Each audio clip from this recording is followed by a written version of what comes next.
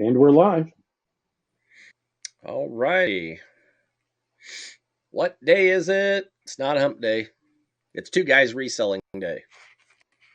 Tuesday night, 8 o'clock Eastern. What's that make it? 5 o'clock Pacific time for you, Chris? Mm-hmm. All right. So welcome back. If anybody joins us tonight or catches our replays, I'm Jeff Beeman online, and with Chris, Succeed with Chris.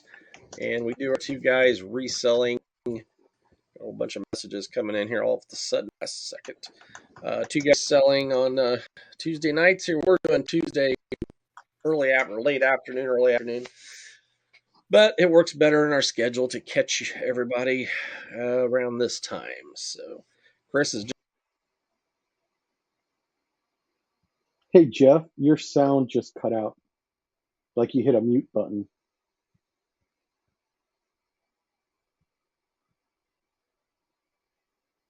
Am I back? There you are. Okay. My mic just died. My lights went off. Weird. Yeah. Hoping I have to buy a new microphone. This is a microphone off of the camera, so it sounds different. Our technical glitches right off the bat. That's common for two guys reselling. No problem.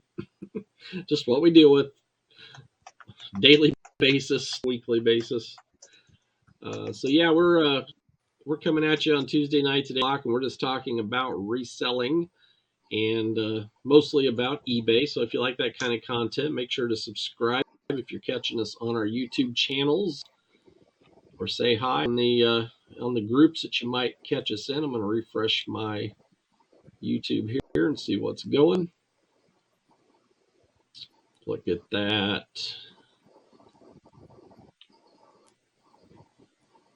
Oh, I like the title, Chris. How many listings are enough listings? Perfect. Thank you. I like it. Oh, hush. All right, so I've got my YouTube chat is on. So anybody jumps in to say hi, because I don't know, now that you've upgraded, are you gonna see chats?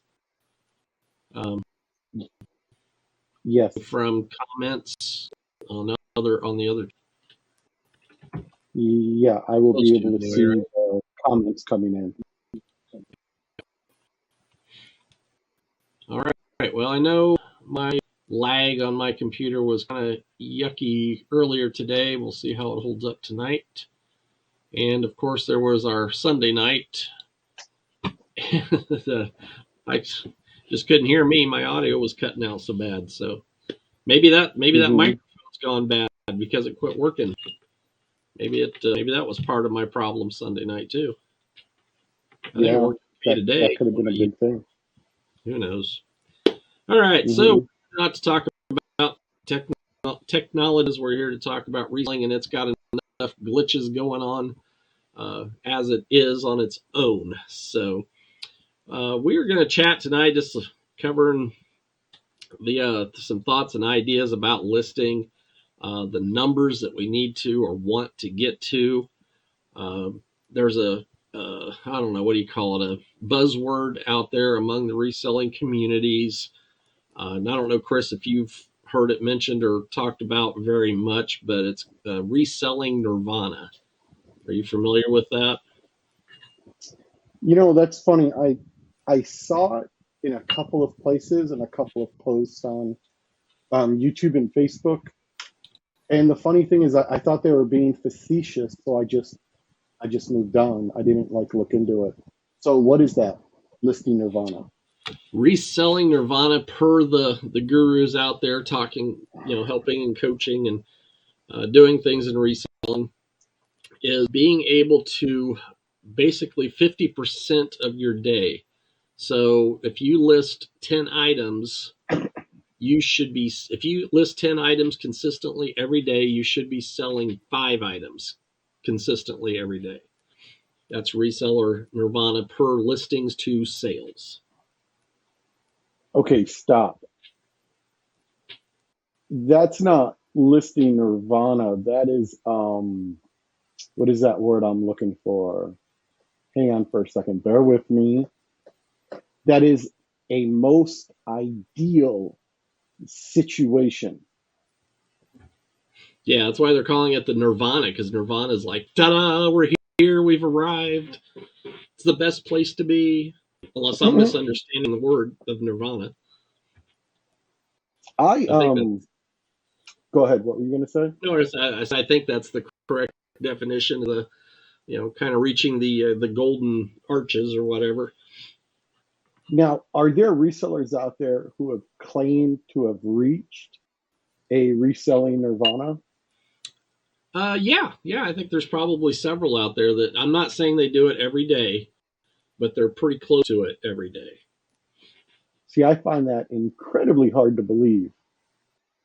Um, Incredibly hard to believe. You see, you got to take a couple things into factor when you're looking at something like that. So, first, you have to look into in how high of a demand are the items you're selling in. Okay, that's a huge question. The next question is, how many eBay followers do you have? Okay, so if someone's been, reselling on eBay for like 20 years, or they've only done it for 5 years, but their social media game is really tight, they can do things with Facebook that'll make our head spin, that type of thing. Um, you got to take those two things into heavy consideration. And then you have to understand how eBay achieves its sales. And a lot of that, most of it comes from its own internal search engine. So if your item's in high enough demand, you might be able to do that. However, the majority of the niches out there would not support that kind of volume. I mean, that's an incredible volume. So, like in 1 month, if you listed 400 items, out of those 400 items you listed, you should sell 200. Right. Oh, wait, that sounds about right. Yeah, that's half. That's Okay, right. that sounds about right. Yeah, no, wait, that does sound about right. Well, Okay, hang on for a second. I'm sorry. I have to apologize. Scratch no, that, you're start fine all because of that. the other part of that is I mean, to a point, it's the work ethic or how much time you can get in a day to put enough listings up that are going to make a difference in the Mm-hmm. eBay algorithm. That said, people from eBay or people that have gone to eBay Opens and talked to people that are from eBay on panels Mm-hmm.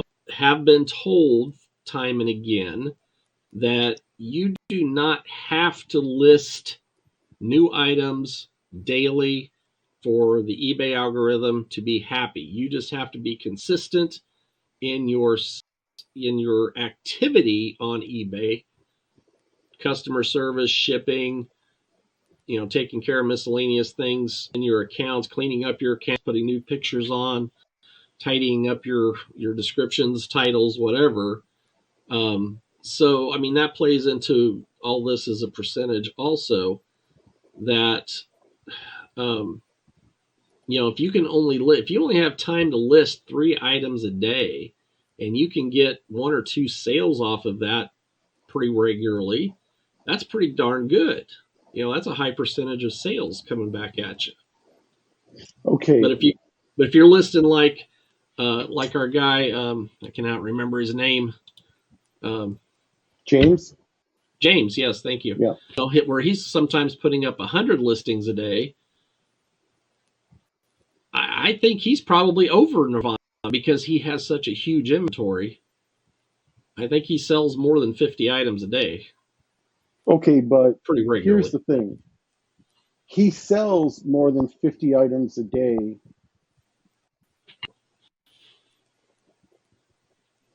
Okay. You got to look at what his total, he's got like, last time I checked, it was something like 35,000 live listings. Is it that high? It's Okay. that high. Yeah. So Wow. according to the statistic you're quoting for Nirvana, he'll sell half of that in the next month. So that's like 17, that's like over 17,000 sales. That's not physically possible. Yeah.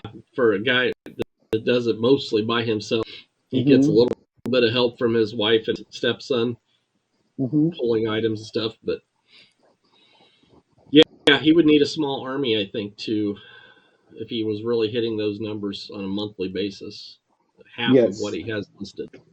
Now on a Now, daily basis, though, if he's listing around 100 items and sells 50, then that's I mean that's let's see times 30, that's 1,500. Or, yeah, 1,500 items and it sold in a month, 1,500.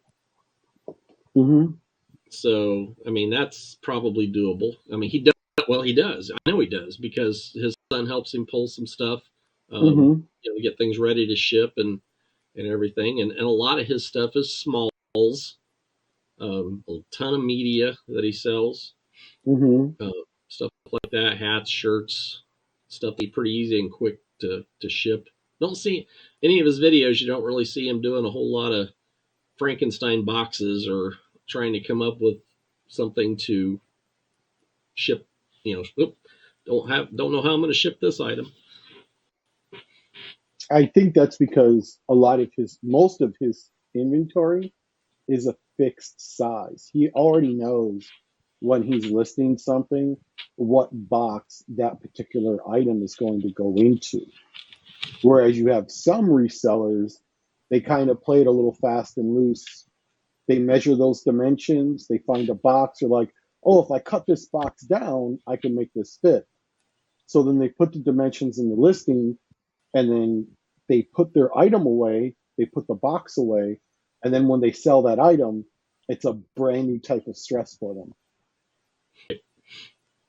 Yeah, and that's how most resellers operate. I mean, and some of them Well, are very successful. Some of us are very successful doing it that way. Some of them are very mm-hmm, successful doing it the way James does it. He's made a system for himself that works for what he can do, mm-hmm, and yeah. So I'm yeah, sitting here thinking about Lonnie on Shed Flips. mm-hmm, They pull his videos when they're porters.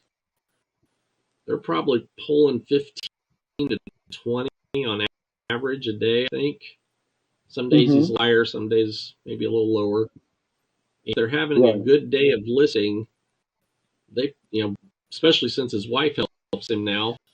I don't know, what are they doing? 15 listings a mm-hmm. day, maybe more, depending on a good day. I don't know because I hear them talking about what they're doing and how they track their numbers.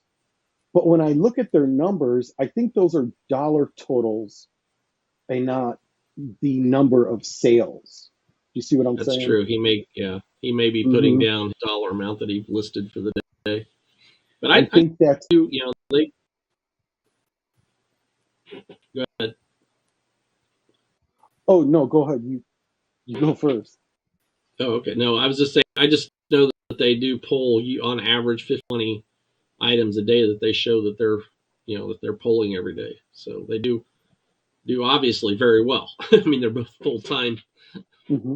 full time resellers, and they don't have any problem with buying inventory. They've got the cash available to go buy the big buys. So Well, yeah. Well, let's take a look at that for a minute now.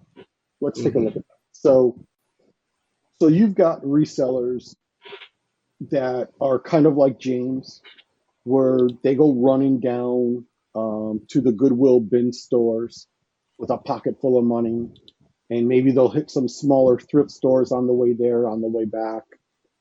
Um, and then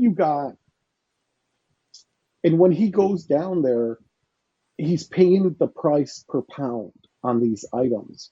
So that makes these items, 10, 20, 30, 40 cents a piece, depending on weight. And a lot of things he buys doesn't weigh very much. Media doesn't weigh very much unless you're talking hardcover books. But other than Yeah. that, media doesn't usually weigh that much, and that's a lot of what he buys. Same thing, hats, t-shirts are pretty light as well. He buys a lot of hats and t-shirts. So I can see him doing okay with that, but still not doing the 10-5, list 10, sell 5, because he grabs the stuff that he knows will be okay, but maybe it doesn't sell as fast as some of the video games. You know what I'm saying? Yeah. Because I've listed things that people told me will never sell, and they sell. It's kind of weird. Sometimes I list them for more expensive than what the other listings are, and they still sell. So now, me personally, I'll go into an estate sale or a garage sale, a thrift store, and I'll try to buy as much as I can. And sometimes I'll buy in such large quantities that I have boxes, like a bunch of boxes, and I honestly have no idea what's in those boxes. So the way I do it is I already have it on hand. Even if it's only selling for $2 plus shipping on eBay, I already have it. It's already paid for. It's already in my possession. So what am I going to do? I'm going to list it. I'm going to list it. That's why it's important to learn how to list fast. However, I will never reach reselling Nirvana because I enjoy buying stuff in bulk like that. You never know what you're going to get. Like downstairs in this huge tub right now, including the tub, the whole thing barely costs nothing. It was from one of the storage units, so there's not a lot of cost there. Right.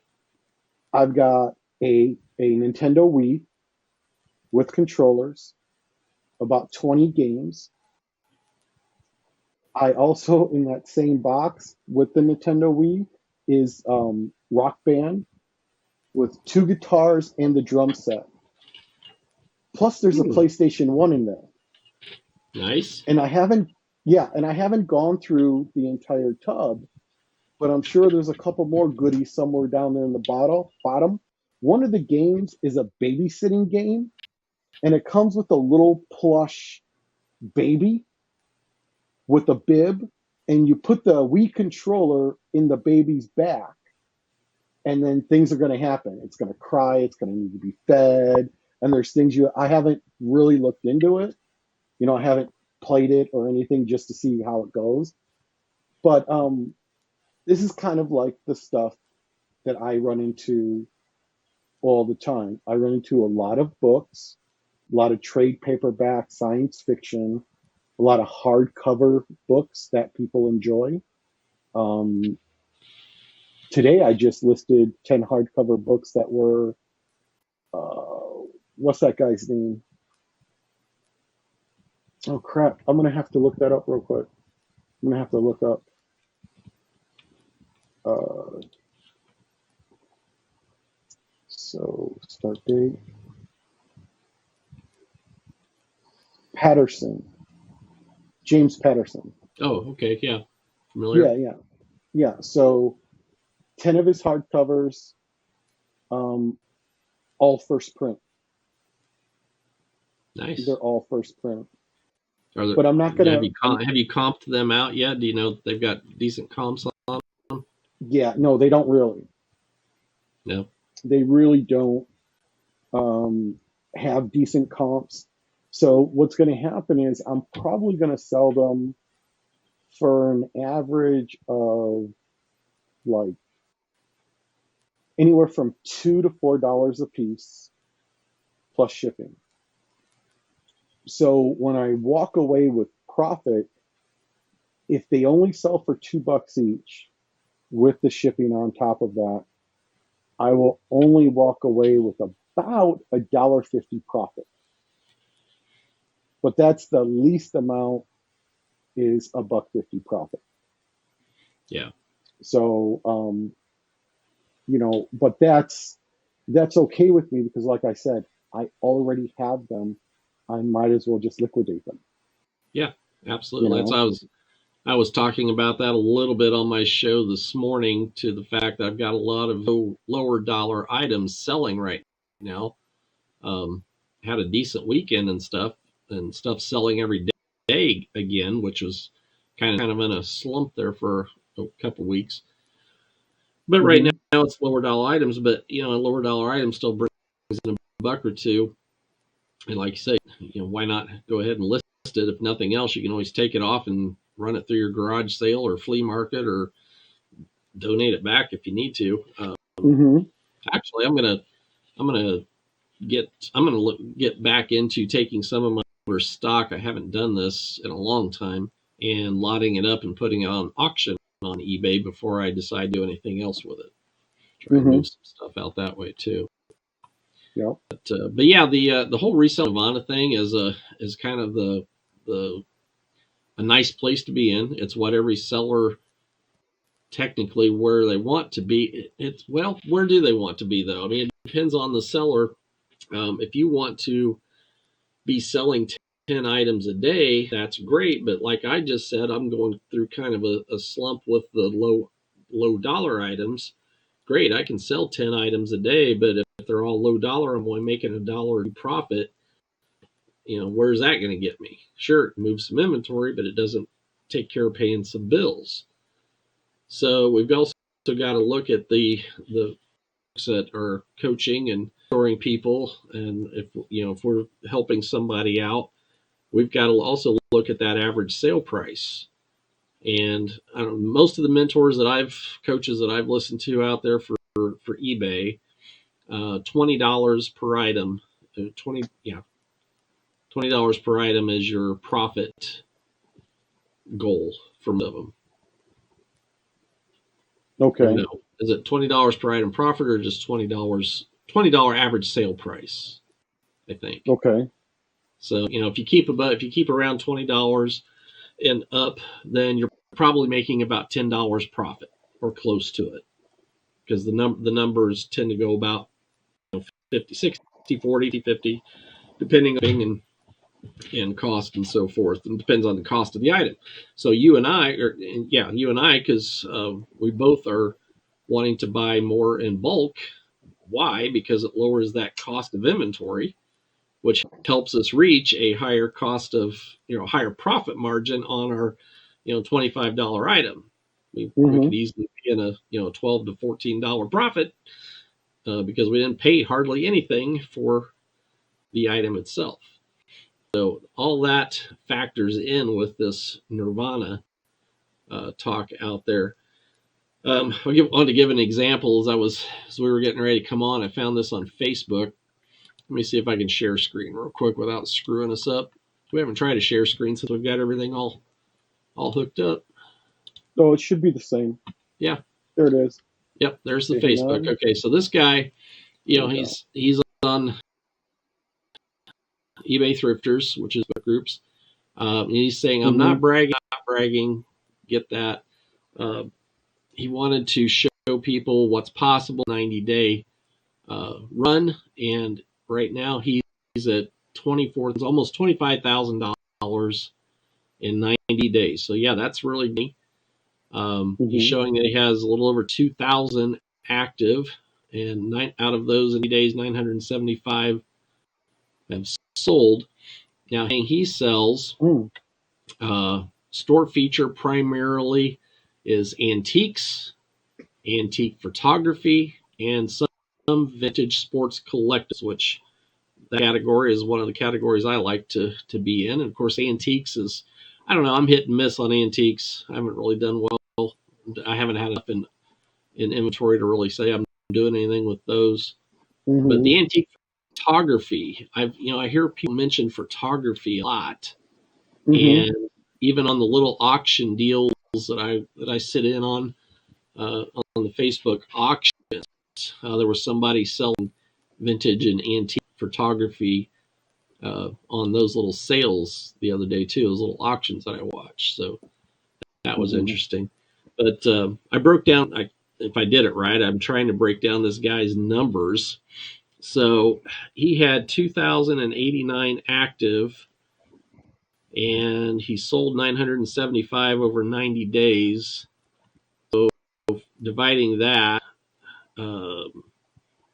basically in half, dividing the 2,089 in half, to reach his nirvana, he should have sold 1,044.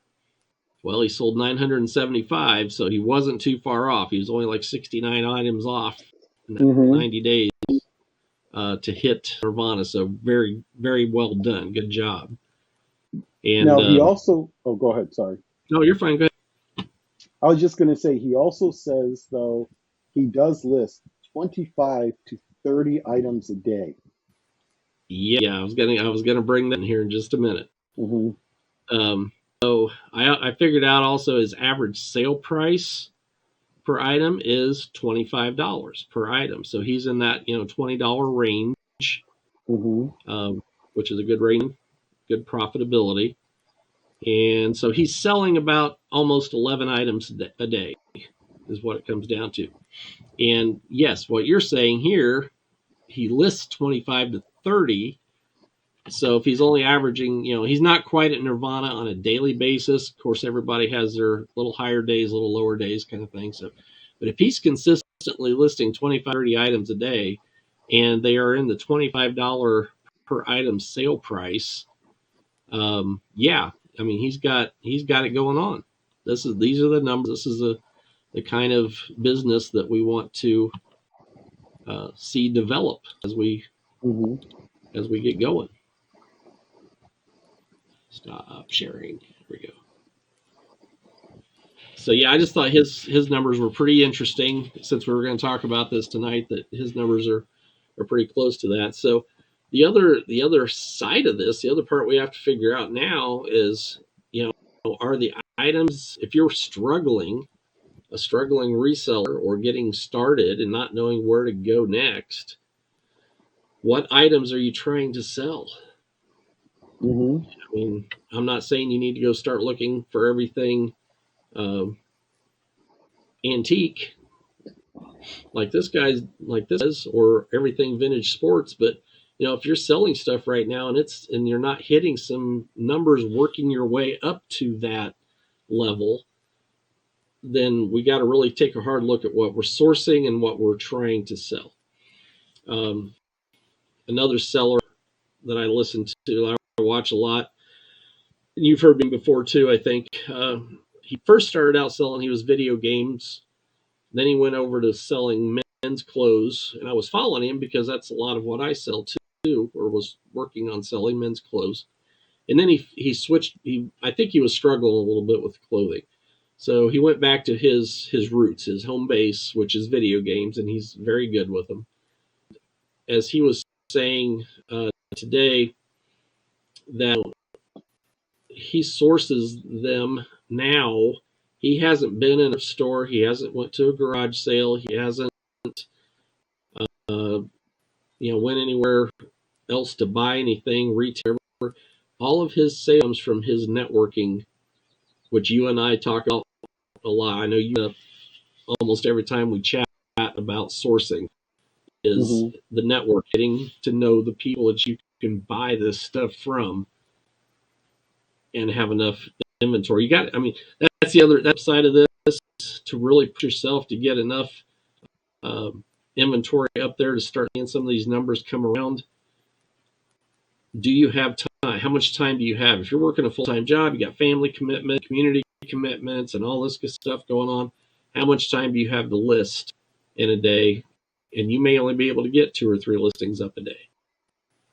Maybe we need to look at finding some items that are on the higher end, higher ticket items. If you can only get 2 or 3 a day, let's maybe shoot for the higher ticket items so that you can make a little bit more money. Not so high, just instead of being down here low, maybe the medium ticket items, so that we can get things moving. But like he said, he said, yeah, I haven't been in a store, I haven't gone to says, I like to go to sales, I like to go to flea markets, but I don't have time. I'll network. People call me daily and say, hey, I'm out of games to buy. Do you want? And bam, he's off and running.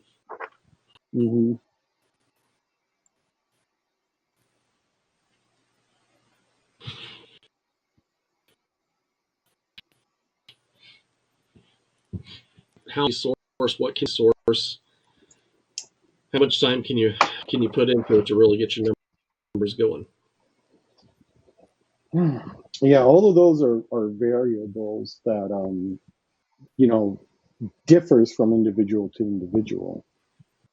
So if someone saw one of my videos and they heard me talk about how much time I spend sourcing, how much time I spend networking, how much time I spend listing, they're going to be like, wow, does this guy ever sleep? When does he sleep? He couldn't possibly be able to sleep. Does he run on a different 32-hour day where he gets 8 extra hours? What's going on? It's because I don't have a job. I don't go to a 9 to 5. I don't commute. I don't do those particular things. So if I wake up in the morning and I don't want to do anything or go anywhere, I literally don't really have to. You know, I'm going to take a penalty, a financial penalty for not having a productive day. However, it's completely my choice. So, you have to look at what you have to work at, what you have to work with, and don't look at people who's already been doing this for like 10 years and think, oh, okay, I'm just going to go out and do this for a couple of days and I'm going to be at his level. Nothing on earth works that way. Nothing. Nope. Nope. Jeff, I thought it was interesting. The guy you were talking about, who's making 50 to 100 sales a week, he puts up 20 to 30 listings a day new. What do you think his work ethic is like? Very, very strong work ethic. He doesn't get distracted. He doesn't, he says, these are my working hours. So don't, other than an emergency, bother me because I got to get this done. And he doesn't quit on it through the day. Minor distractions may come up, but he makes sure to have those done. And the biggest time saver I can say on that is if you can get yourself drafts, get a draft bank going, to where you've got 50 to 100 items ready to go daily. And you're just adding, the 25 to 35 would just be adding to your draft bank. Then you'd actually be listing however many you want to list from the bank that you have built. That's a tip for people that are short on time. There may be, this guy may be somebody just sits down and he's got 25 to 35 items and no draft. He's just doing them. So, James, I don't know, does James do, he doesn't really, yeah, he does draft stuff. Oh, James absolutely does drafts, but he doesn't let them sit. Right. And for a while there, eBay was letting him save like unlimited drafts. Because I remember it was about, I want to say almost 5 months ago, 4 or 5 months ago, somewhere right in there, right around the new year, James did a video and he was pretty upset because he was losing drafts. His drafts were disappearing and he had no idea why. He says, this has never happened before. And then, of course, he tried to troubleshoot it, but it boiled down to him actually having to call eBay. Now, I haven't heard his follow-up video since then. However, I did notice now on the drafts page, what do they say? They expire in 80 days? Something like that. Okay. No, I hadn't noticed that either. Yeah, let me look real quick. It's right on the drafts page. There we go, drafts. 75 days after the creation date, drafts expire and are automatically deleted. And it has that little sentence right underneath manage drafts. I know if besides James having his issues, I remember hearing or seeing in the groups some other people that were talking about their drafts were so I don't think they were built up as big a draft bank as James has, but there was a glitch an eBay glitch there for a while. People were losing some of their drafts. So, like mine Yeah, right now, I'm sorry, go ahead. I was just going to say, I'm not 100% sure that was a glitch. I think they figured Yep. out they could save a bunch of storage space if they just put a time limit on the drafts. And the people who were losing their drafts mysteriously, I think eBay was testing their new system. Oh, could Mhm. be. Could be. Yeah. Sorry about your luck. We got to know if this works. Uh, And usually they don't send out messages, they just wait to aggregate the service yeah. calls. Yeah. Hmm. Gives their customer service center something to do too. Hmm. Hmm. Although, a great place on eBay, so if you're just using eBay and you're not using any third party software, a great place to save your drafts is in inventory. So I'm not really going to go into it now because it's a whole world unto itself that needs its own day to do because there's a lot Okay. involved in it. But basically, what you're doing is, if you think you're going to sell more of something, you can save that listing in your inventory. Now, Yeah. it's kind of set up the way your store is set up. So you have to have a category to save that new listing into your inventory. So just make new categories, and then eBay will save those listings indefinitely. Hmm. Yep. Yep. Cool beans. So the question tonight was how many listings are too many? And I think when it gets right down to it, it's what you're capable of doing and what you're capable of having as far as holding your, having inventory. Do you have space for the inventory? What kind of items are you selling? How much space do they take up? That kind of thing. How much time do you have to list on a daily basis? So you got to take those into factor. If you're selling part time just to have some extra money, some vacation fund money, things like that, and build your goals off of that as far as okay, how many can I list? But a good way to what's the word I want to use? Um, a good way to evaluate your quality of your side hustle, your part time business, even if you're only able to list 3 or 4 or 5 a day, is checking those analytics and knowing, okay, I'm selling this much and I'm selling uh, this number of items at what prices, and then you can reset your goals from there. Um, reset your goals from there is if you're trying to scale up. Um, I mean, if you're happy with $20 a day or whatever comes to you back in profit, then great. But if you're trying to scale up, those are the numbers you've got to look at and say, if I bump this up and I can list 10, and after a couple of weeks of listing 10, I'm still only selling 1 or 2 a day, then that's a red flag that you might want to take a look at to see what you're selling or what prices you're selling at and things like that. So how much is too much depends individually on the seller, but Chris and I think, kind of both go on the hey, as long as it's selling and it's wanted items, we'll list as much as we can. Yep. Exactly. We'll make room for Um, inventory.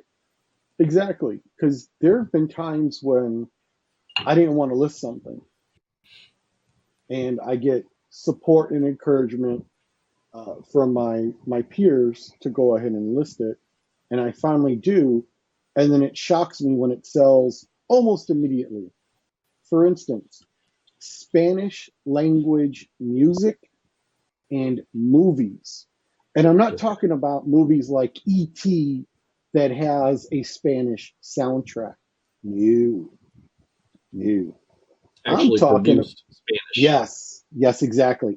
The movie was written and acted and originally all in Spanish from whatever Spanish speaking country it was produced in.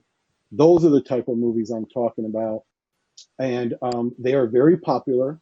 Um, Both the music on CD and the movies on DVD, when I get them in, they sell pretty darn quickly. I mean, Cool. it's that listing nirvana. And if I could get a hold of more of that stuff, believe you me, I will. But the problem is my Spanish is limited. I'm working on improving it. Once I get it improved to the point where it's conversational, oh man, I'm going to be rolling in the money. Nice. Wow. Like, yeah, that's a Mhm. good idea. Good idea. Yep, Yeah, because you can open up a whole new world of contacts when you can do that, for sure. exactly. That'd be amazing. And I was shocked. Honest, I can't tell you. I mean, I had that stuff for over a year, and I didn't want to list it. You know, there was all these things going through my head, and I was nervous, and I had no idea who was going to buy it. I mean, because everything's in Spanish, so you don't know. You know, if you don't speak Spanish or you're not really really involved in that culture, how are you going to know which bands are popular, which songs are popular, what movies were really popular and what movies really flopped? Right? But I had them, so if you have it, you might as well list it. Might as well list it. It's not doing any good Yep. sitting there if you're not going to do something with Mhm. it. Yep. Oh, now that gentleman you were talking about in Facebook, did you Hmm. notice he said he was selling antiques and antique photography? Yep. Okay, that tells me he's very knowledgeable in antiques and antique photography. If if you want to sell something, the best way to protect your money is to do everything you can to become an expert in that subject. And with some things, you might already be an expert from childhood. Like for me, comic books, I pretty much have a guide in my head. So I can look at the comics, I can judge their condition, and I know what storylines are super popular, what writers people are looking for, what artists, what writer artist combos they're looking for. So, I mean, all these different things because I've been doing it since I was 10 years old, you know. And I was 10 years old, I was serious about my comics. I put them in bags and boards and was gentle, and I put them in all their storage boxes. I was crazy. My little brother, he was the same way. If you want to sell something and you want to make 25 grand in sales in 90 days, become an expert in it. Don't try to, oh, he sold antiques and antique photography, and then you run out to a flea market, garage sale, thrift store, or even, God forbid, a pawn shop. Ooh. I know there are some people out there who go to pawn shops, they buy it, they put it on eBay, and they make profit off of it. I'm not one of these guys. I think I just have bad pawn shop luck, or maybe I'm not. I don't know how to wheel and deal with them, whatever. But most of them I ran into, it's not like Pawn Stars. They're not cool with wheeling and dealing.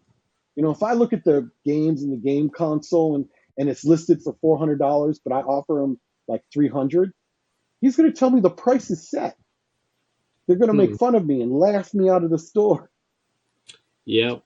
Now I will tell you this: at Mm, least one of the pawn store in our town, I went in for a job interview. I was interested in seeing what it would be like to work at the pawn store because mhm, I work in reselling. They handle a lot of different stuff. I know a little bit about a lot of different stuff, so I figured I might mhm, be okay, good with that.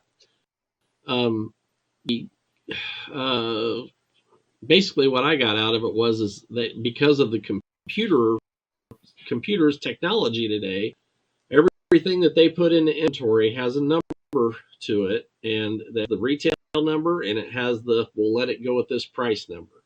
So if you mhm, went in on pawn to a pawn store for a $400 console and wanted to offer them 300, they may laugh at you at 300 because they know you can't sell it at that, and but they should be negotiating a little bit and saying, look, our bottom dollar is 375, because they know that they can, but they get paid on a commission also, a lot of them, if not mhm. all of them, so they're not going to mess around too much with a bottom Right. dollar, but it's there is a little room to wiggle, not much. Um, but yeah, so I think the only thing I went in and I've asked about to our pawn shop. I haven't been to any of the bigger city pawn shops. just our little store. Golf clubs, video games. They never have any golf clubs, and the video games usually aren't worth a hoot that I've Mm-hmm. seen. It's been a long time since I've been in there, so I can't say for sure. But so yeah, but yeah, exactly what Chris was saying. Golf clubs is my deal because I've been playing golf since I was 10 years old. Mm-hmm.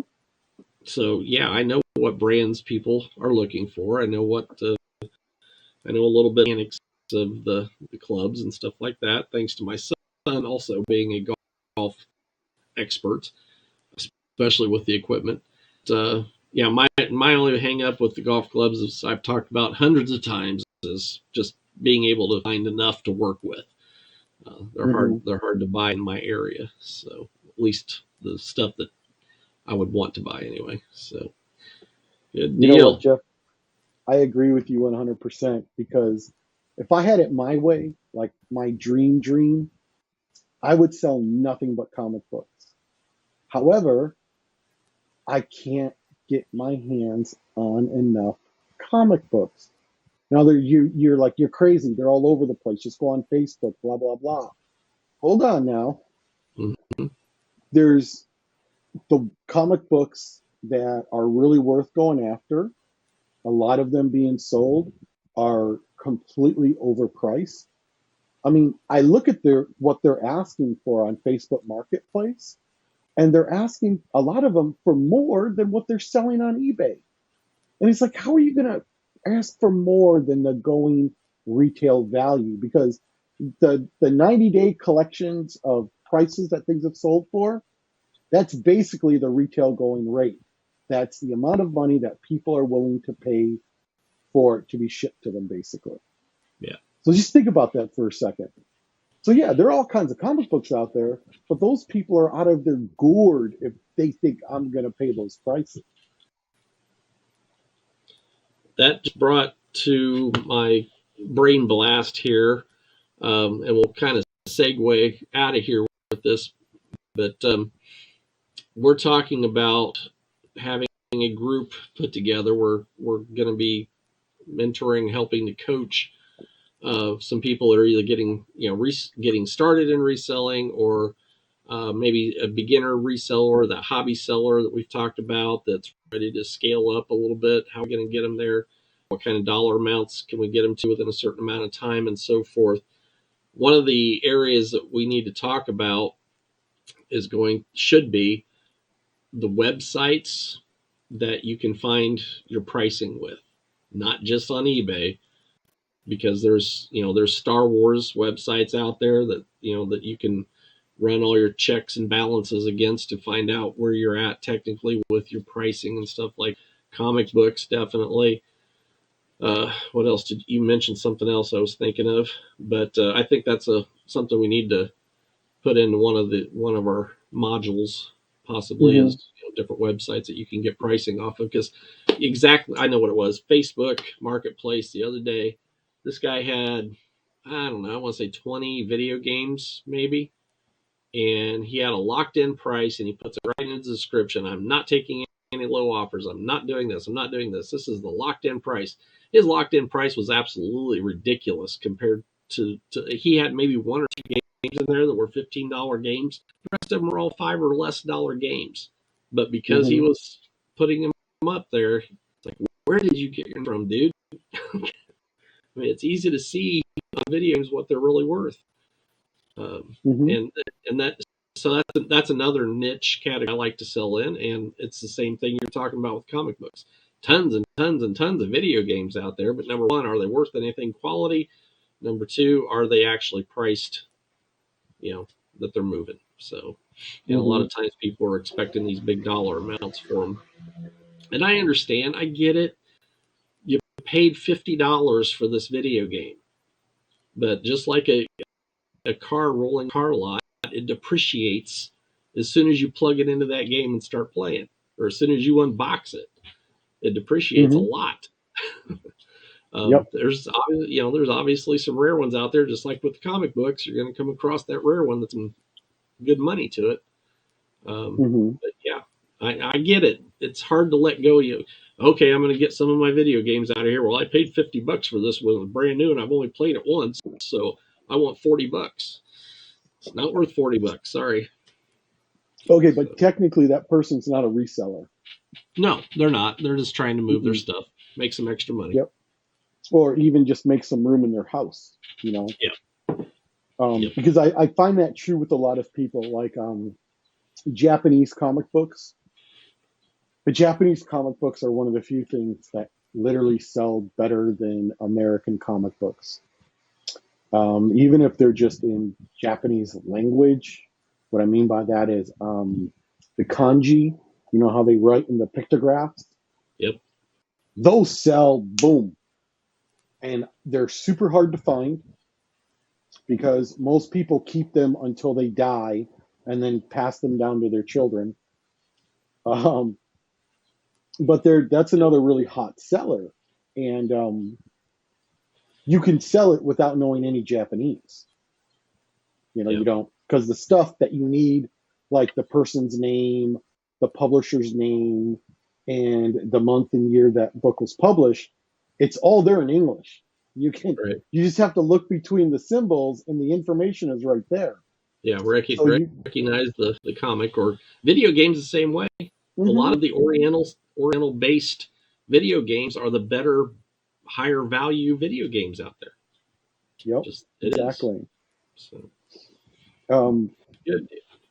Yeah. So right, I mean, this is all. Go ahead.